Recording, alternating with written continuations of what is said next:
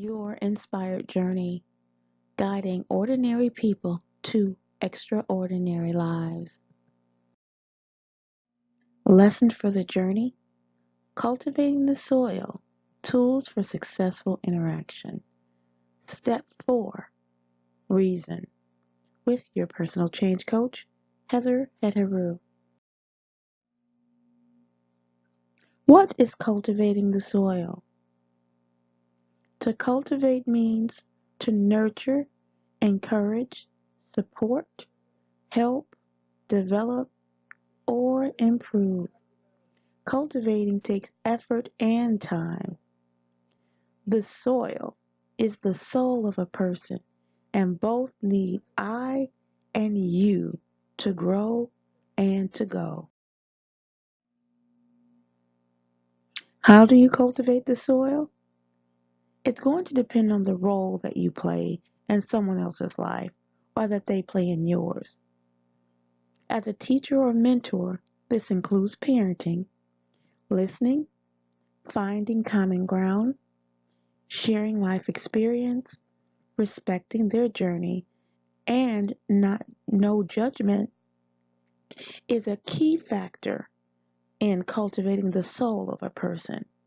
As a colleague or supervisor, and as a friend, listening, empathizing, encouraging, supporting, having a positive outlook, and focusing your attention on the issues and concerns without condemning the person. And finally, not placing blame.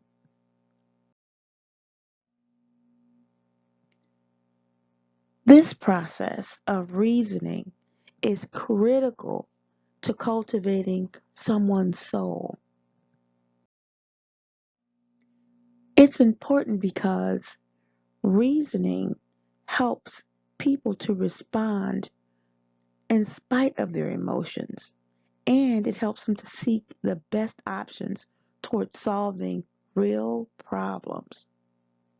Emotions play a central role in decision making, and you see that when you're hungry, when you're tired, when you're angry, how you respond. There's no reflection or no real process, it's just impulsive reaction. And so, without reason, we're very reactionary. We go on impulse. And that is a dangerous space to find yourself, that you might respond in a way that could be detrimental to you and to others. So let's talk about the three types of reasoning. One is consensus. The second one is subjective reasoning. The third is objective reasoning. These three types of reasoning are very important to decision making. Consensus is best in intimate relationships and group dynamics when you're working as a team, because consensus is an agreement, first of all, that everyone participating in the discussion, in the activity, in the action, in the project, in the relationship, it's in the first and foremost an agreement where all parties' voices are heard. That includes their thoughts and ideas, reservations, hesitations. And you take all of that information to apply it to an action or solution. Subjective reasoning is a thought process that involves thoughts, opinions, experiences, and ideas also. However, you use that toward an action or solution. The biggest concern in subjective reasoning is the use of ego. Ego is your need to be right. And with subjective reasoning, it's all ego. You have no facts, nothing to support the way you feel other than your thoughts, experiences, and ideas, which is not a bad thing. But what it isn't is everyone's shared truth. It is your understanding, and it may not even be your own truth. It is also reactionary. With objective reason, there is a thought process.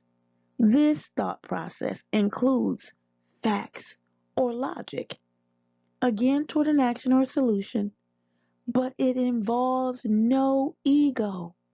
It's not about your need to be right, it's about the facts, that the facts stand alone. And not just any facts. We're talking about authoritative fact. So, fact that is from a scientific organization like the Center for Disease Control or the U.S. Census or the Library of Congress. So, we're talking about systems that have a record, that have research, that have proven documents and documentations through statistics, through records, through something other than just thoughts and ideas and opinions. The logic of that is that the two people can agree that this is a person who is a subject matter expert or an authority on the subject. And their expression of that truth, of that detail, of that piece of information has some weight to it because it involves no ego. This is best, again, when you're seeking or exploring facts. The three of these types of reasoning can eliminate war, fights, violence.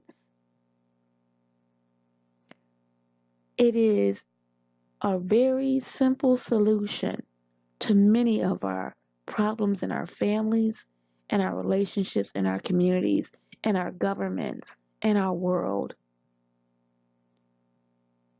Ego, the need to be right, is infused in so many different things. Our thoughts, our opinions, our ideas are infused in so many things that people begin to see them as fact. This is a dangerous state of mind because people are often tried in social media before they even stand before a jury or a judge in a trial. We must be very careful and very mindful about how we reason.